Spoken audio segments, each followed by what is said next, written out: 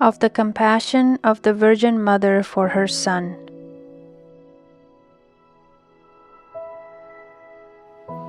O Blessed Mother of God, and ever Virgin Mary, where is the heart that can conceive how heavy must have been the cross and the affliction which you did suffer on that sad night, when your dear Son, the only comfort of your heart, was given into the hands of the wicked man, and was forsaken by his own disciple.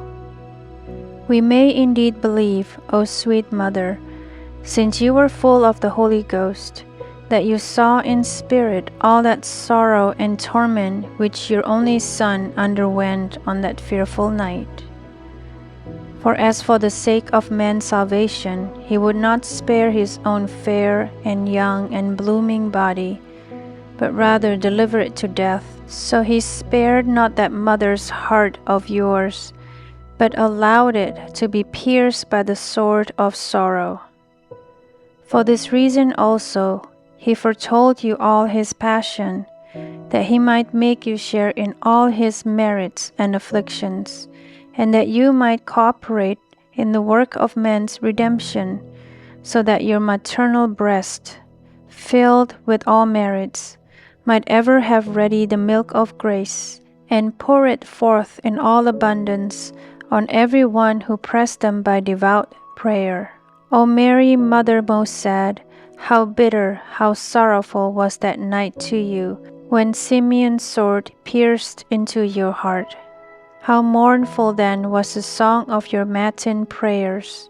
Your hymn was a hymn of woe instead of jubilee. You uttered groans, and your spirit was full of anguish. Oh, how sad were the words, how pitiable the sighs, yet how fiery that you did send up to your Father in heaven. With how fervent and devout a heart you pray to the Father of heaven for your Son, offering and commending him wholly unto him. And although in the body you were not near your Son, yet all that you knew for him to suffer pierced your heart as much as if you had suffered it in your own body.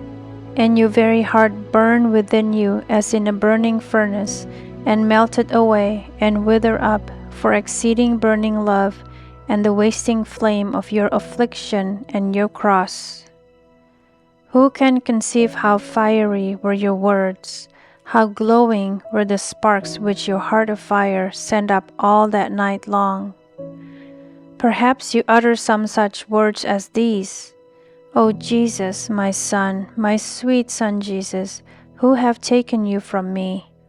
Who has torn a mother from such a dear pledge of love? Why can't I see you, O desired light of my eyes? Who will give to me, O Jesus, my child, that I may suffer for you, die for you? O Jesus, only comfort of my heart, why did I not go with you to death? Why did I not straightway follow you when you went away? O sweet Jesus, dear Son, where are you passing this night? In whose hands are you? What are you now suffering from? Oh, if those raging dogs would only vomit forth their cruelty on me, and let you go your way unhurt. O Jesus, my hope, my nourishment, my sweet delight, why have I not died for you, that I might not now see in you all the sorrow of my heart? For sweeter would it have been to die than to see you, my sweet and only Son, in such great distress. O my Jesus, my life, my nourishment, the help of my soul, my sweetness and consolation, where now is the promise of your angel when he said to me that I should become your mother without woe, full of grace, blessed above the rest of women?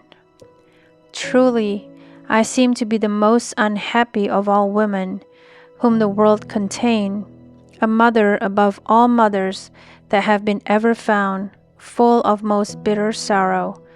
My affliction is indeed exceeding great, my heart overflows with bitterness, My spirit faints for anguish, and my sorrow is above woman's sorrow.